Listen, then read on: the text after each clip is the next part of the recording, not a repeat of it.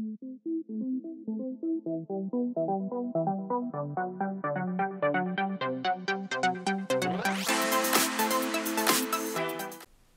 everybody, this is Graeme Anderson, and today I'm going to be looking at a small game called Haunted. Now if you don't know, I love horror games, and I'll often buy a game based solely on that theme. Often it doesn't work out in my favor, but every once in a while I hit pay dirt and come up with a really good horror game. In this game you take on the role of a person who's been trapped along with your friends in a mysterious house. You must fight your way out before the house scares you and your friends to death. Well, at least they're your friends for now. There is a possibility they could turn into ghosts and try and scare you. This sounds like this could be a fun, light game. When I first saw this box, I love the fact that it's actually cut out. The Haunted here is actually indented into the box. It's really cool.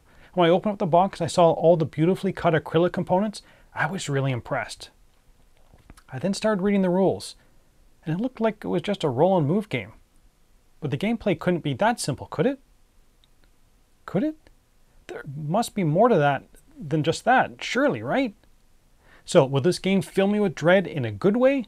Or will this be a little gnawing in the pit of my stomach that grows into something much worse? Let's get it to the table, see how it's played, then we'll come back with my final thoughts on Haunted.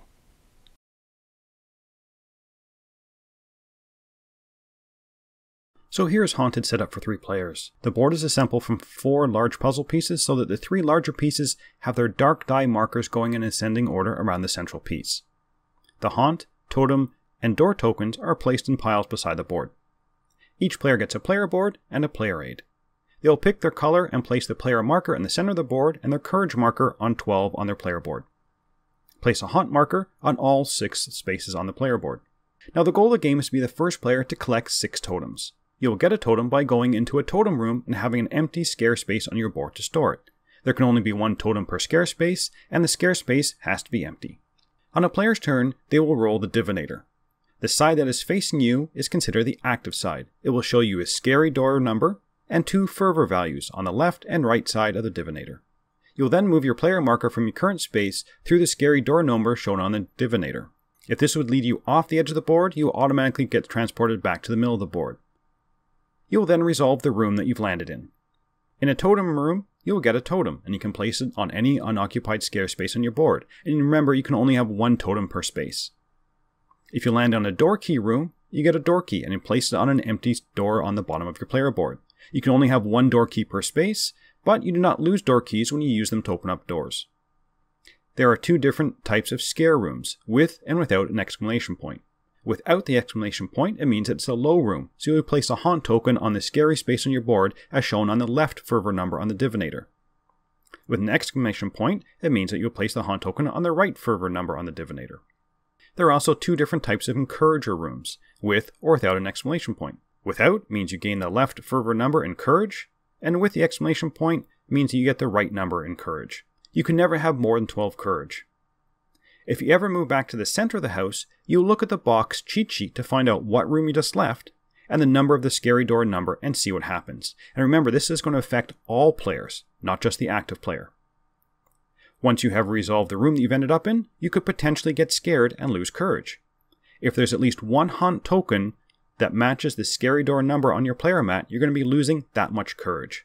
You will then get to remove 1 haunt token from that scary room number. If your courage ever falls below 0, you die and become a ghost and will take further turns as a ghost, which I'll talk about in a bit.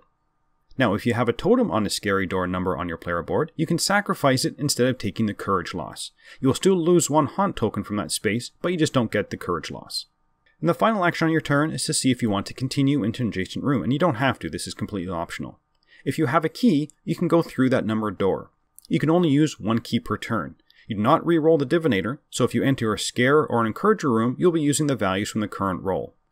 If you do want to go through an adjacent room but don't have a key, you can give up 4 courage to force it open. Now if you do decide to go into another room, you resolve the room as normal, you do not lose any additional courage.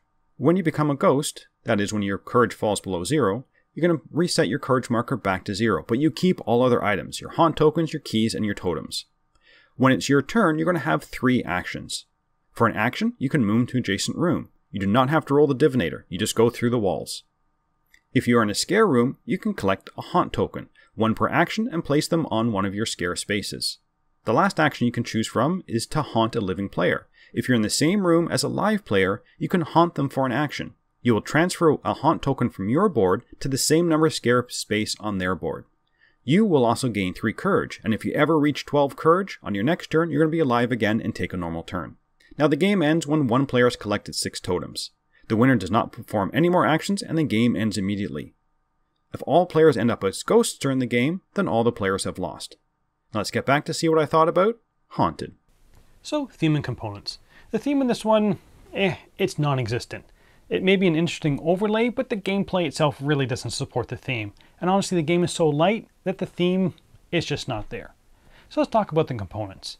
This is definitely a highlight of this game. Everything is laser cut acrylic, and it's very, very well done. I really like the ghosts and the key tokens. You know, I never had any fear of breaking them. Even the divinator die worked better than I thought it would, and once all the players kind of got used to how to read the die, it worked just fine. I also like the look of the player boards. Again, nicely etched, and it's definitely a different approach to components. And it kind of really shows off the ability of the laser cut acrylic person. So the components here are definitely a highlight. Now let's get on to the gameplay. It's not good, and I had many issues with the game. Now I'm sure if you watch the overview, you can probably already see some of the issues for yourself. Firstly, it is a roll and move game with no way to mitigate the roll. You have zero control over where you're going. You can try and set up yourself up to use some of the keys, but it's just completely random if you're going to be able to use them. My other big issue I had with the game is the resetting of the game by going into the center space. This affects all players and can just lengthen the game for no reason. For example, if you move back into the center space from a totem room, which is not hard to do because there are 3 of them right around the center space, you can lose, all of your 1 to 3 key totems, or your 4 to 6 totems. Or lose keys from coming in from a key room, or adding ghosts. Why? Why just have random punishment that you can do nothing about? Yes, there are some also good bonuses in the middle, but considering how frustrating it is to get your scare spaces free in the first place so you can try and get totems to place them there, I don't need any additional random way to mess with my plan. I guess if you call dealing with just random dice rolls a plan in the first place. So, is there anything positive to the game? I would say, maybe? Slightly? The idea that when the person dies they come back as a ghost and can haunt the other players, it means that no one is ever out of the game.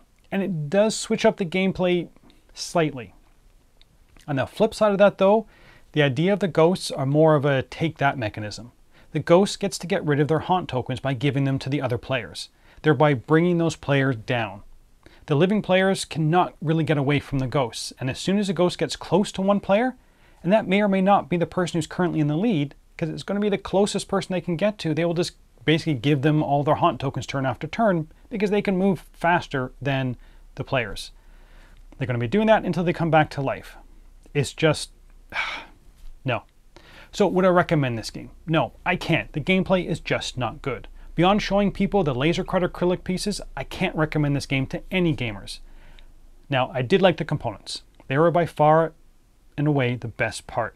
From the great box to the wonderful little ghosts, really well done. I'll also count the fact that no player is ever out of the game as a positive, although honestly by the end of a game, people wanted to be eliminated. For the negatives, I'm just going to say this one feels like a very old design. Nothing of modern board game design seems to have crept in here, and it shows. The fundamental issue is you have no real choice in the game. So it's just a roll and see what happens. And that may be fun for the first 5 or 10 minutes, but the game quickly wears out its welcome. No one I played with wanted to go beyond those first 10 or 15 minutes, and they were only about halfway done, let alone ever play this game again. So I'm going to give this game a 3 out of 10. The gameplay is just not good. It's really unfortunate that a nice package and components were paired with this really substandard gameplay. I wish they had put the same time and effort into the gameplay as they did with the components. But that's it for the moment. Until next time, thanks for watching.